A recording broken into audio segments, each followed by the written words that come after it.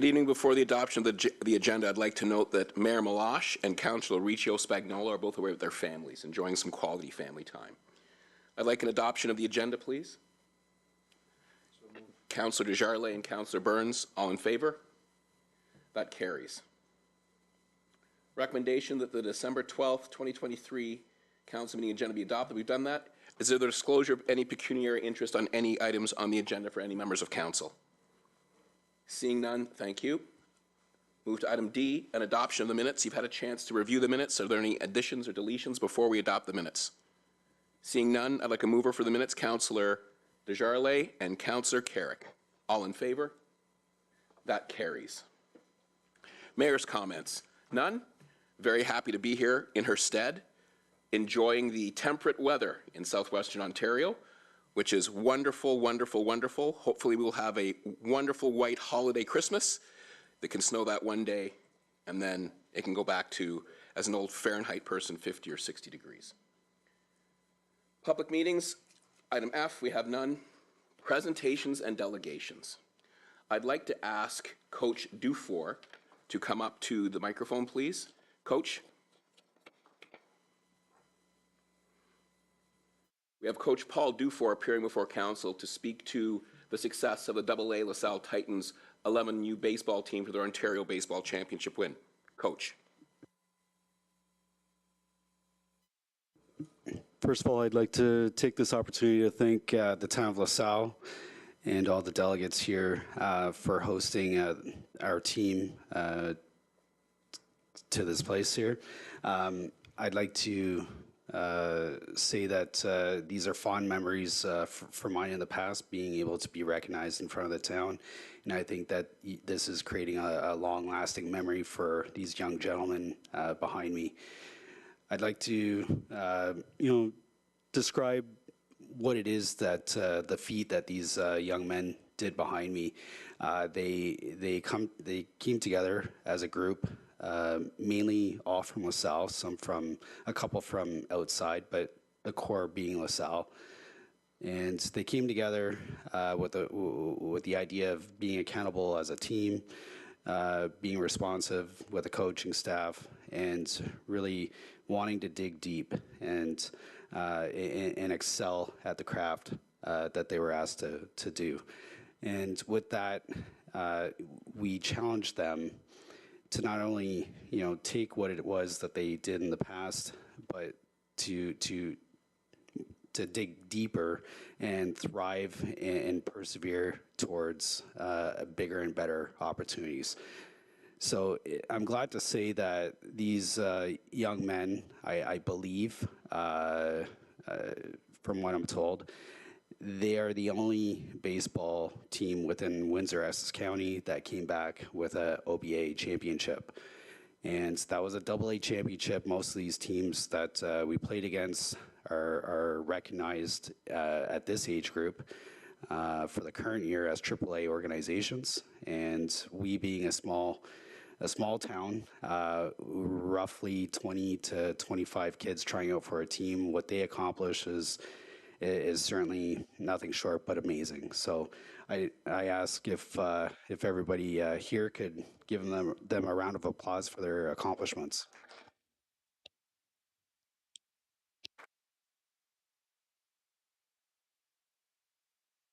They've also been waiting, for quite some time for to be recognized, and so I thought it was fitting at this moment that we, along with the town of LaSalle, recognize these young men for their accomplishments. And I guess I could pass it on to Deputy Mayor. Coach, can you come up here and assist in the presentations, please?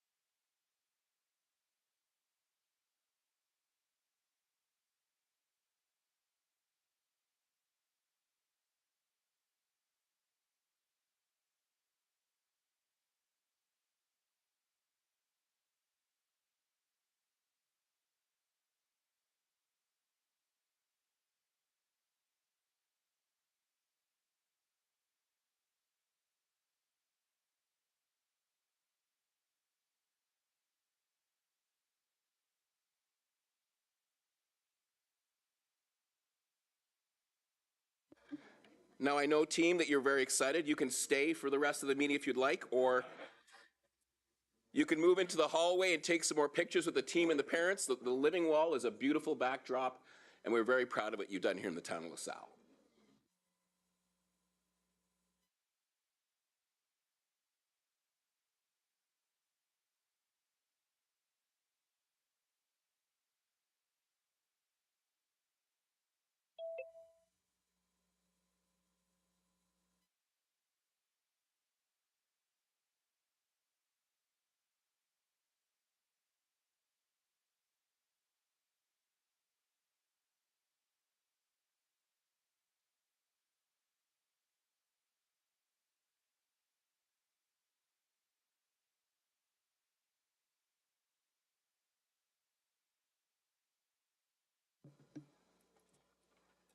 We'll keep moving on to item number 2, another proud moment here in the town of LaSalle.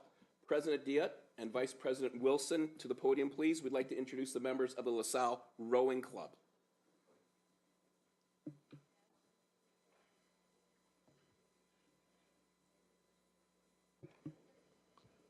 Thank you, Deputy Mayor, and to Council for having us here today. I all of a sudden wish that they gave out ginormous rings for rowing success, because those looked really awesome. We really appreciate the invitation to present at Council today, and we're really pleased to highlight some of the success that we've had this past year. In 2023, we started off strong with an exceptional showing at the Motown Madness Indoor Rowing Competition in Detroit and our Ontario Indoor Championships, with more than a dozen top 10 finishers and nearly all of our athletes obtaining personal bests. Shortly thereafter, Doug and I were very proud to learn that the LaSalle Rowing Club was nominated by Row Ontario, our provincial governing body, as a finalist for Club of the Year. And while we didn't ultimately win the award, our very own president, Doug Diet, was awarded the Row Ontario Chairs Award, which recognizes individuals for their significant contributions, resiliency, integrity, innovation, and sportsmanship. We continued with our spring success by hosting a Learn to Row coaching workshop, where we had 11 of our members become coaches under the National Coaching Certification Program. In terms of grants, we received a Community Service Recovery Grant, $10,000, allowing LRC to hire a consultant and lead the development of a strategic plan for our club. We received the Next Play grant for one of our coaches, allowing her to progress in her skills and develop strategies for women in sport. And lastly, a Participation Community Challenge grant through Row Canada, enabling us to host a Come Try Rowing Day geared towards supporting equity-deserving populations like the LGBTQ2+ community, as well as continuing to support our para-rowing program. Changing gears to our successes on the water, our junior teams captured a gold and a silver at the Wyandotte High School Regatta in May, and continued to push the boundaries of their program by attending the Canadian Secondary School Regatta in June, where 4 junior women representing Sandwich Secondary brought the club back to the regatta after a 46-year absence. We hosted 2 very successful Come Try Rowing Days and several Learn to Row classes coached by our newly trained coaches, and we had more rowing on the water, more opportunities than ever before. And this time last year, Doug and I really pushed the boundaries of our club by announcing that we would be purchasing a brand new trailer in order to support the growing competitive programming that we've been working so hard to achieve together. And I'm happy to say that our trailer arrived in August, and by the end of September, 26 of our rowers competed at the Head of the Welland Regatta, with several of our crews having podium finishes. Overall, we placed 11th of 30 rowing clubs, ahead of our closest rivals in Detroit and London. At the end of October, 22 LaSalle rowers traveled to the 53rd Head of the Schuylkill Regatta in Philadelphia, which is one of North America's largest regattas. With over 8,000 rowers in attendance and over 276 other rowing clubs competing, our small club managed to take home a silver and a bronze medal in 2 of our events. We have one more accolade to share with you and our members. This past week, we are again informed that the LaSalle Rowing Club was nominated again for Row Ontario's Club of the Year. This is the second year in a row for our small club to receive this compliment, but this is not the only compliment we received. A few weeks ago, we hosted our annual awards banquet in which we celebrated all these successes.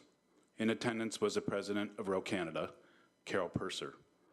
This visit was a result of our hard work done over the club the past couple of years. LaSalle is known nationally now for our rowing club, and she came by to tribute the small club that has achieved so much. For our accomplishments and success this year, LaSalle Rowing Club has also been nominated nationally for Club of the Year. All these successes and growth could not be possible without the dedications of our volunteers, coaches, and community support. You are the reason for LaSalle Rowing Club having seen such a successful few years, and for that we are truly grateful.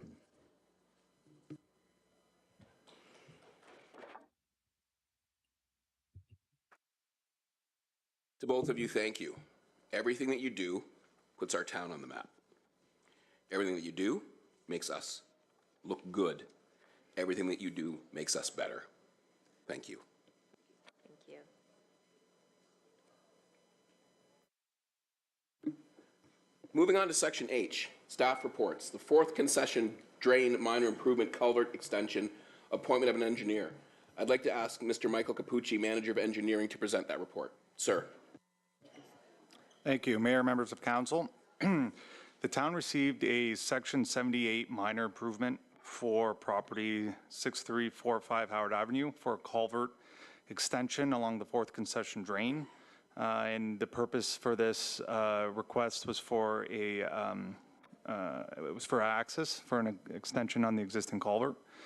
Under the Act for this type of work, the applicant is required to pay for all engineering and consulting fees, as well as under the Act, to start this process, the acting council needs to appoint a drainage engineer. So in this case, we're looking to appoint R.C. Spencer to complete the work. So with your approval, we would begin that process today. If you have any questions, I can answer them now. Thank you, Mr. Capucci. Looking to members of council for any questions for our engineer. Councillor Reno. Thank you. Just so that I understand, this one is a little bit different than what we're used to. We're used to there being damage in the drain somewhere or cleanouts that need to be done, rebuilds. This is a request based on to extend one culvert. Now, will there be cost sharing amongst other people? Is this going to improve the drain in any way, or is this all on the people that requested it? Through you, Mayor, this minor improvement is specific to the property, so there's no cost sharing. It's a new process in the Act that allows these types of minor improvements to happen without going through the larger major improvements. So this extension is borne by the property owners only, and there's no further works to be done on the drain in both these drains instances as part of this. And that being said, it seems like the average time for any of our other reports to come back have been 4 and 5 years. Can we assume, just for future reference, that this will be a pretty quick turnover so that the residents can get some relief? Yeah, this one would be very quick, like weeks, knock on wood. I shouldn't say that about the drainage act, but no, it should be a lot quicker. It should be like weeks, yeah. Thank you, I appreciate that. Looking to other members of council for any other questions? Recommendations moved by Councillor Reno, seconded by Councillor Desjardins. All in favor? Opposed, if any? That passes. Thank you. Staff reports, Section H, number 2. Mr. Capucci, sir, you're up again. The Framboise drain request for minor improvement, additional culvert, and appointment of an engineer. Thank you. Through you, Mayor.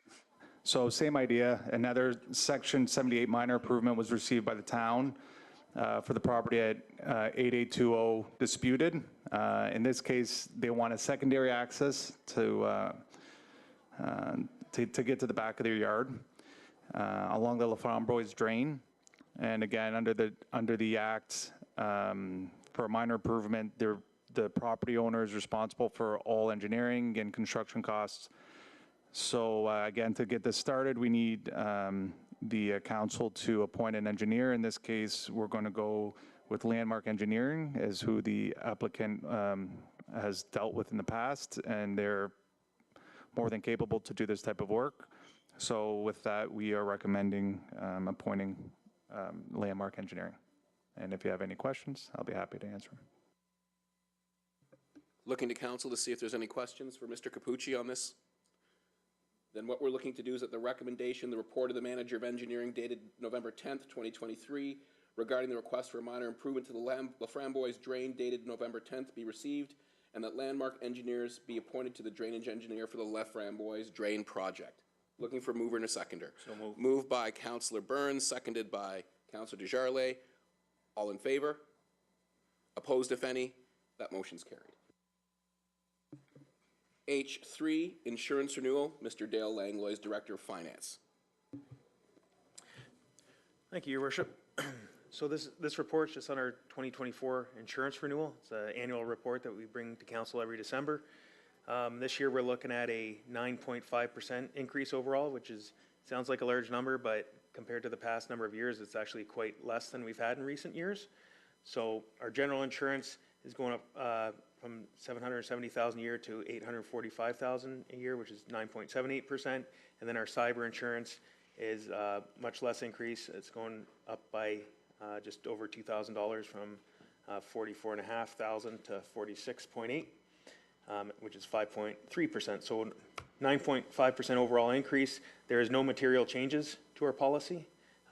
They're included in the report. There's, as part of the attachment, there's changes to the insurance program, but it's basically more wording instead of anything material. So I'd be happy to answer any questions. Thank you, Mr. Langlois. I see Councillor Carrick. Sir? Thank you, Your Worship, through you. So I guess the question is, there's not very many insurance companies that do municipal insurance. Is that correct? That's correct. So the pool very small for us. Is there like anybody else that we know of, or is this the big one? There's a couple. A number of years ago, probably 6 years ago, we switched to another insurance provider. Then a couple years after that, we went back to our original provider, Cowan, who is now Intact. They've been bought by them. So, you know, service-wise, Intact or Cowan has provided us with the best level of service. And, you know, when we switched out, it was for a lower cost, and then their prices went up and we went to market again. So every couple of years we do go to market, but their prices have been difficult to beat recently. So.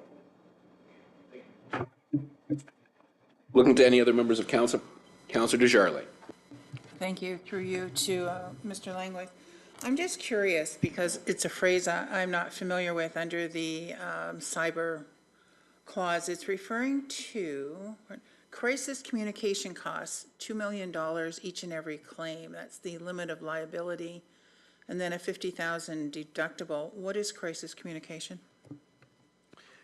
Well, crisis communication would be if there is a major attack, helping us communicate to the public what's happening. I know that's a large amount, $2 million. Hopefully we never have to use our cyber insurance, you know.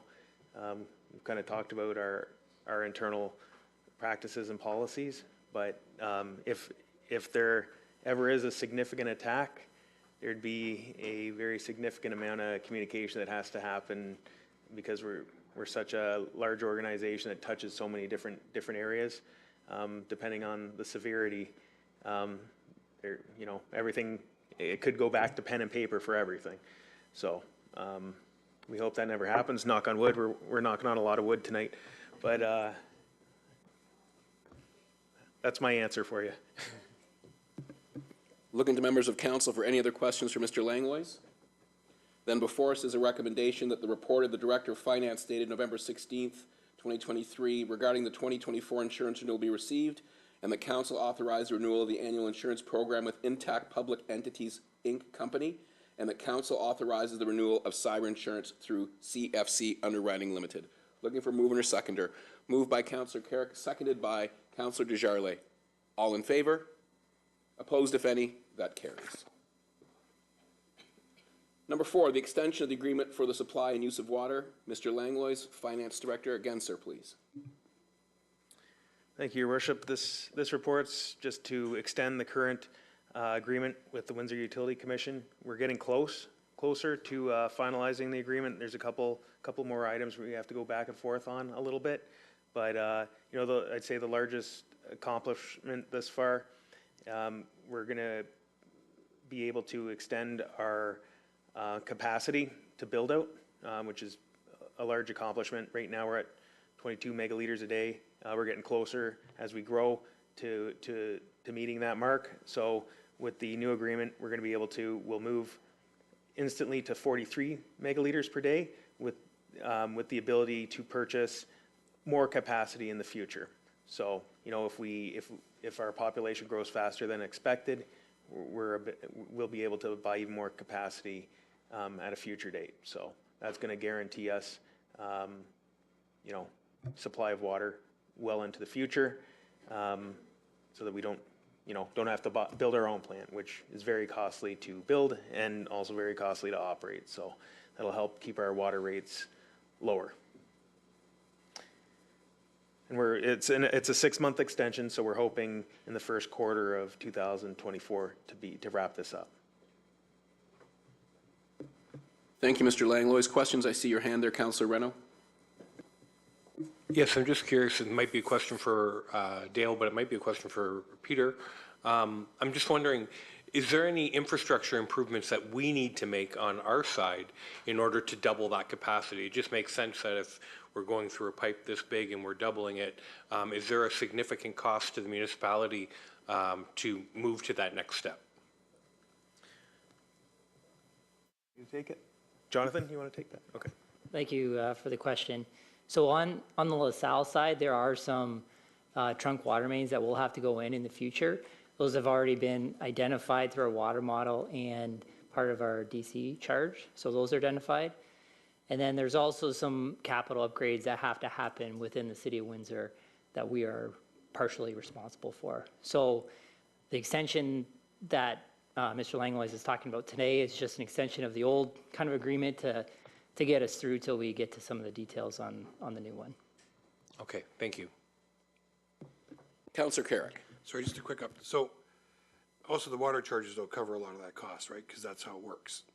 We bill and then we can increase the water bill just a little bit to offset the cost. Now, I don't want to get too premature, but 6 months, hopefully we can have it done, but that's like double the capacity. So that should last us quite a while is what I'm understanding, like many years with everything that's coming on board, just so that we're not dealing with this again in like 5 years. Yeah, the number that we are trying to secure in this agreement is for our full build out or close to thereof. As we move forward, we'll continuously update our water model, and that will get refined over time, and that ultimate population will get narrowed in as we move along, but that's to get us, as we know it now, our full build out number.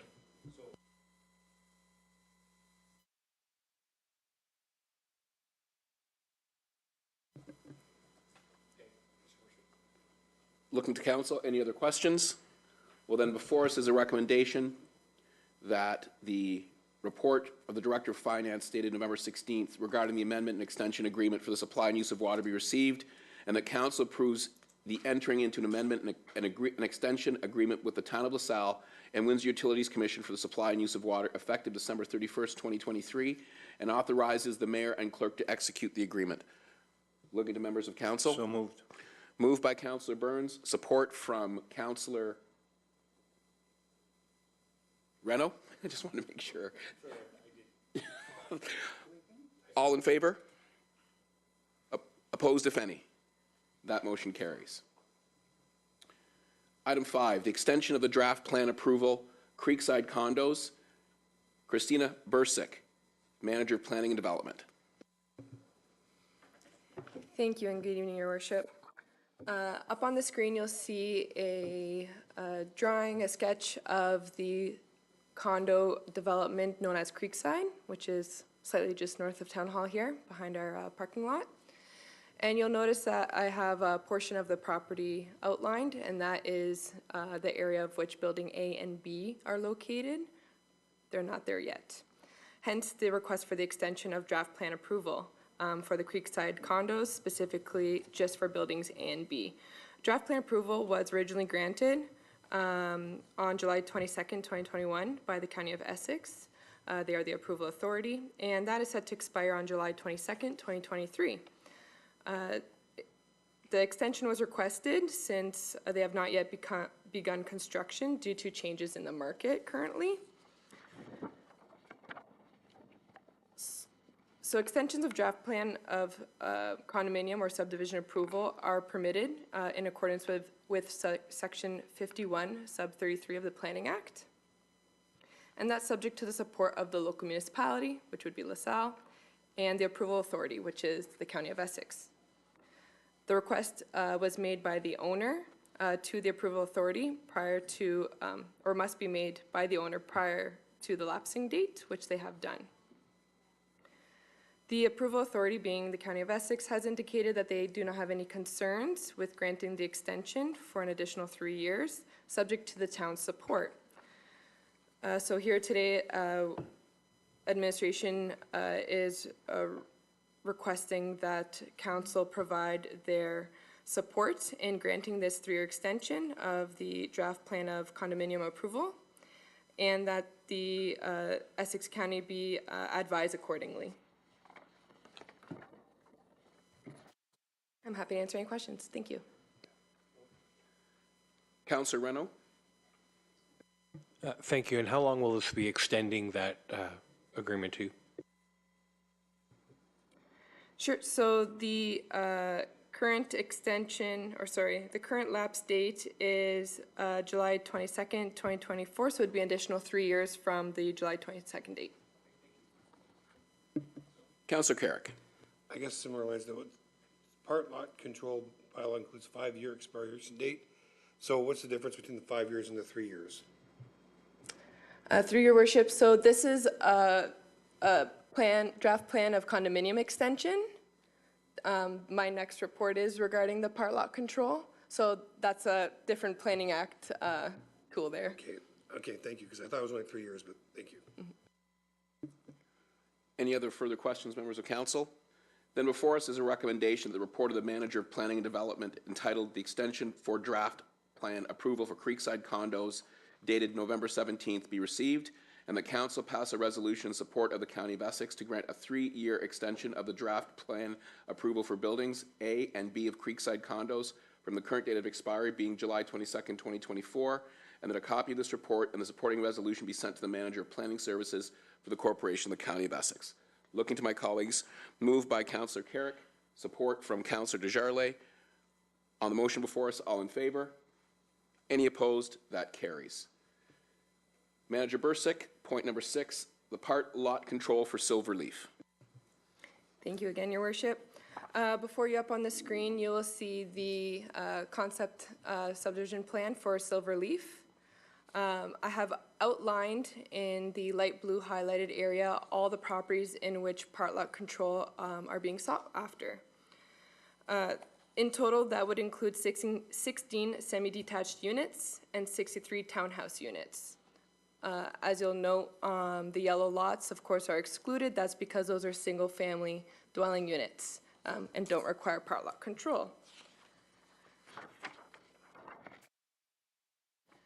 As you may know, this subdivision, being Silverleaf, is located between Huron Church Line and Disputed Road, as well as Sandwich West Parkway. So the Planning Act does include provisions which allow municipalities to pass part lot control exemption bylaws, and that's to re-subdivide, if you will, the existing blocks or lots. So essentially when that is utilized is when you have a block that is purposely or intended for either semi-detached units or townhouse units, because as a block, they're currently not divided as units. They're the entire building as one structure and one lot. So what this allows is for the lots or blocks to be subdivided through part lot, and to be then separately sold off as its own individual unit. That also allows us to attach an expiry date. This application before you is looking for a 5-year extension. That's to allow the entire build out of the Silverleaf subdivision. Extensions of such can be requested if need be. If for some reason the market doesn't allow or something happens and they're not able to finish construction of the entire subdivision prior to those 5 years. However, just as noted in my previous report, the County of Essex is the approval authority of such.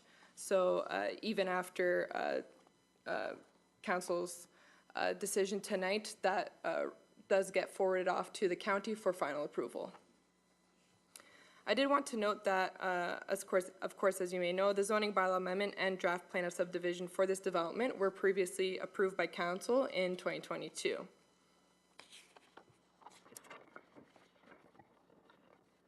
And with that, I'll recommend approval of the part lot control exemption request for 16 semi-detached units and 63 townhouse units, and include a 5-year expiration date, and to forward the copy of the adopted bylaw to the County of Essex for approval.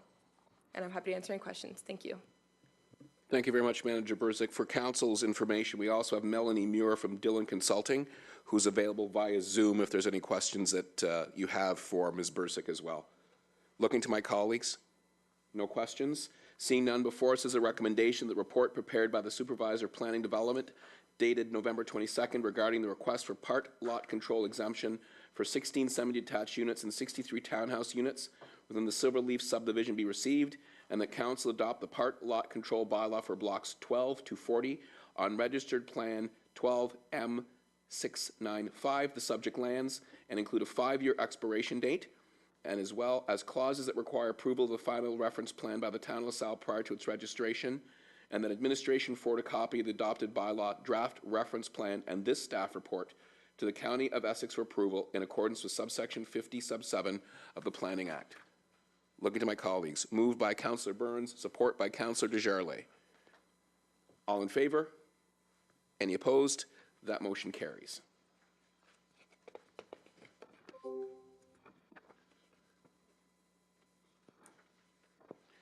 Item 7, Event Center Report on First Year of Operations. Patty Finero, Director of Culture and Rec, please. Thank you. Excuse me. Good evening, Your Worship and members of Council. The report before you this evening is a follow-up to a report that was brought to Council in April of 2022. And this report follows up on that and provides an overview of the first year of operations at the Event Center. The report, excuse me, sorry.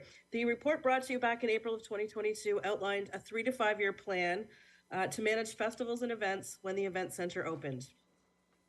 That plan focused on 3 goals. The first was to set and communicate clear priorities to event organizers. This was accomplished by developing the event hosting policy and the policy for waiving or reducing fees, which both have been in use since approved, and they've provided clear guidance to staff and to event organizers.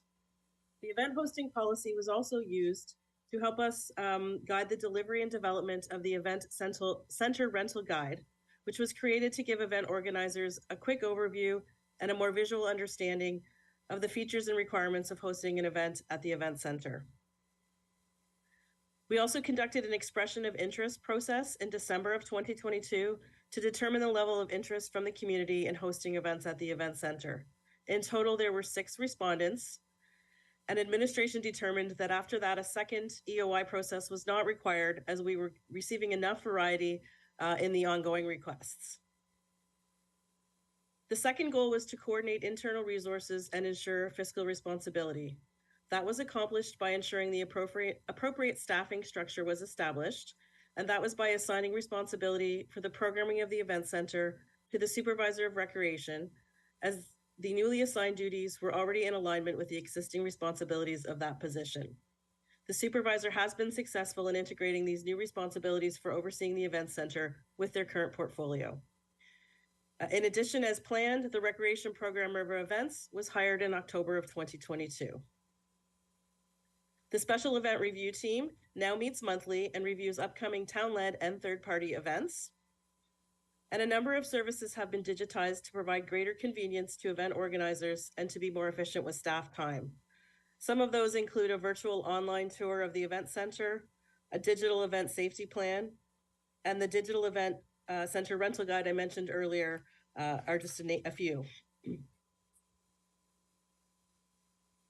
Demand on town resources has been managed by establishing and communicating clear levels of service and identifying town and event organizer responsibilities. And new fees were established and are being charged consistently and in accordance with the fee waiving policy in an effort to recover the costs associated with hosting events. The last goal was to create awareness and exposure for the event center. Since opening in November of 2022, there's been 28 town-led or supported events. These include things such as our night markets, the Spring Fling, the Santa Breakfast, to name a few. Our signature event, Last Call Before Fall, was hosted and well received by the public. And the town also worked with various partners to host events that would create exposure to the event center, including the Tourism Windsor-Essex Peely Island Annual General Meeting and the Windsor-Essex Chamber of Commerce After Business Networking event. There were 17 third-party led events, with approximately half of those rebooking for 2024, and many others indicating that they plan to return, but they had not officially confirmed at the time this report was written. The total gross rental revenue for events is expected to meet or exceed the $38,400 revenue target identified in the 2023 operating budget. And it's estimated that more than 40,000 people have attended events at the event center since opening. In addition to hosting events, there were 139 drop-in pickleball sessions with 2,313 paid attendees at those. We held 14 internal Town of LaSalle meetings within the event center, and the feedback we received from event organizers has been positive, with many stating they were very satisfied with the facility cleanliness, town staff, and the overall facility. In terms of successes and lessons learned, there has been some feedback that can be considered for future events, such as more parking, signage for third-party event use, and more in-house support for third-party events such as tables and chairs. However, as we have continued to offer events, the public is becoming more aware of the additional parking options along Laurier and at the River Dance Building.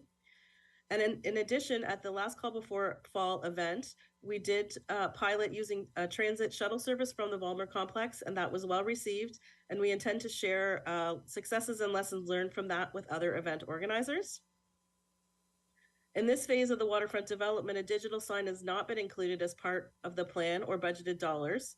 However, if requested, administration does work with event organizers to coordinate on-site temporary signage.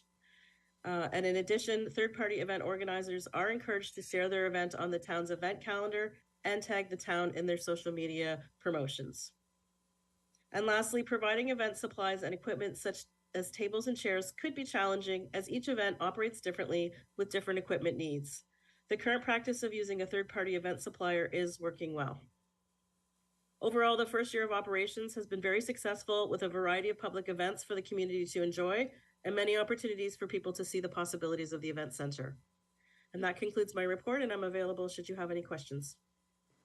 Thank you, Director Fornero. Looking to my colleagues on council, any questions for the Director of Culture and Recreation on her report? Councillor Reno. Thank you. Just two things. First of all, thank you for the report. There's been a lot of people that have had questions and a lot of people that would like to share in the success of our building. The numbers of people that have gone through there are very encouraging. The number of rebooked events is very encouraging. So thank you for the very detailed report. Near the end of the report, it talks about how the 32,000 may be approaching our budgeted goal for this year. And I'm just wondering, what are our goals for income for next year? Thank you for the question, Councillor Reno. I don't have that number in front of me off the top of my head, and I'm not sure if Mr. Langlois has that either. I would assume he does not, but we can certainly look that up and get that answer to you. Okay, thank you. I would appreciate that. Thank you. Thank you, Councillor Reno. Looking to my colleagues, any other questions for Director Fornero? Seeing none, before us, we have the recommendation of the report of the Director of Culture and Recreation dated November 17th regarding the first year of operations at the Event Center be received. Moved by Councillor Reynolds, support by Councillor Desjarlais. All in favor? Anyone opposed? That motion carries. Item 8, the LaSalle Landing Skate Trail and Water Feature Budget Progress Update. Peter Mara, the Deputy CAO. Sir. Thank you, Deputy Mayor. I will begin the conversation about this report tonight, and I'll ask IT to pull up the image on the screen so we can use have some visuals while I am presenting my report. So tonight's report is about the Skate Trail Water Feature Progress and Budget Update. Back in April, at the April 25th, 2023 council meeting, the image up on the screen is what council approved the administration move forward with through detailed design. Back at that time, we were still working within a $9 million overall budget for the project, and we committed as part of that report to staying within that $9 million budget. So here we are today to give you an update on where we're at and what items can be proceeded with and things of that nature. So over the last few months, we have taken this concept that is up on the screen and brought it through detailed design, really getting into the details behind the geotechnical, the foundations, the refining of all the buildings. So we are getting to the point where we're about ready to tender, and here we are to bring it forward. So if the next image, please. So we committed to staying within the $9 million.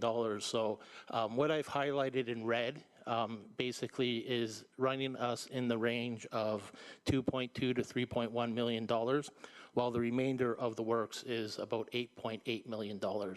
So with this report tonight, we are providing this update to council that we would continue to proceed with the tendering of the Skate Trail Water Feature with removing what is highlighted in red. What that building represents is the public interface of the Skate Trail Water Feature that had a warming hut. It had some washrooms in there. It also had some areas for the LaSalle Police to take up residence in that area. As part of these modifications, the washrooms are still available. We are building 4 washrooms as part of the other building, so there are going to be washrooms there. Just they're on one side of the skate trail as opposed to on both sides of the skate trail. So that is where we are moving forward to with this report tonight. Some of the challenges that we have faced causing some of this price increase. First and foremost, we've updated the current cost to the current construction cost. The $9 million was developed about 2 years ago. There's been a significant influx or inflation on construction costs, so it's part of our challenges. A couple of the other features that have posed us a bit of challenges, we introduced 2 buildings. The main purpose for introducing 2 buildings was to separate the public function from the operational function. At the original design, it was one building which was going to have the public function and the operational function. So where the ice resurfacer Zamboni was going to come out was where people were going to be getting off the ice. So there was a natural conflict. Learning from some of those lessons from some of our neighbors who have these types of facilities, the recommendation was highly recommended to separate those 2 functions so you don't have that conflict. So that is one of the challenges that happened with introducing the second building. And primarily, most of the challenges are with the geotechnical in the soils in the area. This ice surface is very susceptible to movement, so we need to make sure this surface does not move. As you can appreciate, it will have refrigeration pipes within the concrete. We need to make sure that that thing remains stable, does not move, does not fluctuate, and so we need to make sure that this is being built on a very good, solid foundation. So that is some of the primary reasons for the price increase. So in general, in reality, the Skate Trail Water Feature can be built for the $9 million, what you see there, with the removal of what's highlighted in red. We are anticipating to be tendering this very shortly. At the time we wrote this report, it was about 80% complete. We're about 95% complete, a couple days away from issuing a tender. And so we anticipate to issue the tender for the remainder of December and for the whole month of January, and closing sometime towards the end of January. It is anticipated that once we get this out for tender, the operational date will be December 2024 is what we're aiming for. So, you know, there are some delivery times to make sure that we can get this built in that time frame. The ice plant, for example, takes about 6 to 8 months for delivery. So it's very important that we hit some key milestones in getting this project out for tender to hit that December 2024 date. So with that, we are proposing to remove the skate trail warming hut and proceed with what is shown on this image with the removal of what is in red. So with that, I'm available for any questions. Thank you, Mr. Marr. Looking to my council colleagues. Councillor Reno. Thank you. Peter, with the removal of the building, I understand that it had a shared function with police, but I'm just wondering, will there still be money left in the budget for benches or other comfort type items in that area? As part of the overall design, there are approximately 25 to 30 benches being permanently built. That is part of the $8.8 million. There are permanently built benches. This takes into account site furnishing, garbage cans, and all of that stuff as well. So all of that remains as part of the project. We're just looking at the 8.8 because there are some outfitting things that we still have to do as well. So we want to make sure that we can get the building and some of those other features outfitted with the additional money. Any other questions for Mr. Marra? No, seeing none, then the recommendation before council that the report of the Deputy CAO dated November 29th, 2023, regarding the LaSalle Landing Skate Trail and Water Feature Budget Progress Update be received. Moved by Councillor Reno, support by Councillor Carrick. All in favor? Any opposition? That carries. Item I, the consent agenda. Would anyone like to discuss any of the items listed below? No. So number 1, the 2024 development charge indexing. Number 2, our correspondence, Municipality of Suha, excessive noise from engine brakes. And number 3, a summary of reports to council. Looking to my council colleagues. Moved by Councillor Reno, support by Councillor Desjardins on the consent agenda. All in favor? Any opposition? Seeing none, that carries. Committee items. Item J, the Essex County Council highlights for November 15th, 2023. Before you, a recommendation of the Essex County highlights for November 15th be received. Looking to my colleagues, Councillor Carrick and Councillor Desjardins. All in favor? Anyone opposed? That carries. Item K, questions and statements by council members. Councillor Carrick. Is this a good time to wish everybody Merry Christmas? Yes, sir, it is. Okay. So anyways, everybody here and all the millions of fans and viewers, did I say millions? Sorry, thousands. Anyways, wish everybody in the municipality and everybody here, family and friends, a safe, great holiday season and Merry Christmas and Happy New Year's. Councillor Reno. Thank you. I got a phone call today from a resident, and it was kind of good and kind of bad in the same way. He talked about how he was on vacation and he received a report from his Ring doorbell of what seemed to be a masked man at his front door at 6 a.m. Checking his front door. He immediately called our police, who dispatched many officers and looked in the neighborhood for the masked man, and he was very happy with the results and the way it was treated and the outcome. He was very happy with the way our police handled the situation. But it also led to a question. He asked me if we had any bylaws that prevented people from delivering things at your home in the dark. This was very dark when, as it turned out, this was someone who was delivering a door hanger for a business and was dropping it at every front door, but that's not what it looked like in the camera. And knowing that the cover of darkness leads to opportunities. I would like to know if administration can check with some other municipalities to see if there's any ability to look into a bylaw that may prevent people from delivering items under the cover of darkness. I've read stories online about people that have had Amazon deliveries after midnight, which it is Christmas time, it's almost understandable. However, with all the other things going on and public perception, we're just wondering if that's something that can be moved forward in the future. So I've just looked to administration to come back with a report of what other municipalities do, and if that's something that we could look at for our municipality. Thank you. And I would like to wish everyone, including the people I just asked for that report, a Merry Christmas. Councillor Reynolds made a request for a report. We'll need a motion to approve that before we can move on. So I'm looking for someone to second Councillor Reynolds. Seconded by Councillor Burns. You want to speak to it, sir? So we've got a mover and a seconder. All in favor? Opposed, if any? That carries. Councillor Burns. I was asked by a resident, and I don't know who can answer this, about the construction down at our new landing area.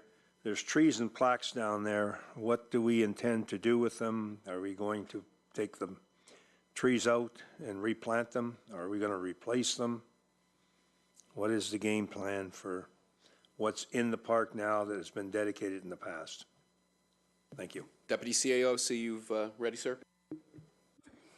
Thank you, Councillor Burns. We will be back to council with a mechanism on how to deal with that. Currently, we have an inventory of about 30 memorial trees and about 30 memorial benches. We are looking at dealing with 12 immediately within the skate trail water feature area. The rest remain untouched. So we are working with the architect designer to figure out how do we commemorate some of those existing features. Some of those trees do have to be removed in order to accommodate construction. So we will have to figure out how best to deal with that. So we are currently working out those details. We will, in most instances, prepare a presentation, meet with the affected folks who have those memorials or their next of kin, and show them presentations and concepts of what we are working on. It will be a case-by-case basis as a phase-by-phase basis because there are so many significant features down in the entirety of all the lands that we own. So we are working through that, and once we have those discussions with those people responsible for those memorials, we will be back to council with a proposed concept and how we deal with those on a case-by-case basis. Thank you very much. Looking to my colleagues for any further questions. Seeing none. Item L, any notices of motion? Item M, closed session. I'm going to report that earlier this evening, council met in closed session to discuss the security of municipal property, being a matter regarding cybersecurity. Council received information from administration and no further action was taken. Item N, that the bylaws as listed on the agenda be given a first, second, third reading and finally passed. Bylaw 8841, Bylaw 8842, and Bylaw 8843. Looking to my colleagues, moved by Councillor Carrick, support by Councillor Burns in all three readings. Thank you very much. All in favor? Opposed, if any? That passes. Item O, the confirmatory bylaw. The confirmatory bylaw 8844 be given a first, second, and third reading and finally passed. Moved by Councillor Desjardins, seconded by Councillor Reno. Thank you very much. All in favor? Opposed, if any? Thank you, that passes. Item P, you've got the schedule of meetings before you. That brings us to the end of the meeting. Thank you very much, all the viewers. We appreciate it. Have a wonderful holiday, and thank you very much.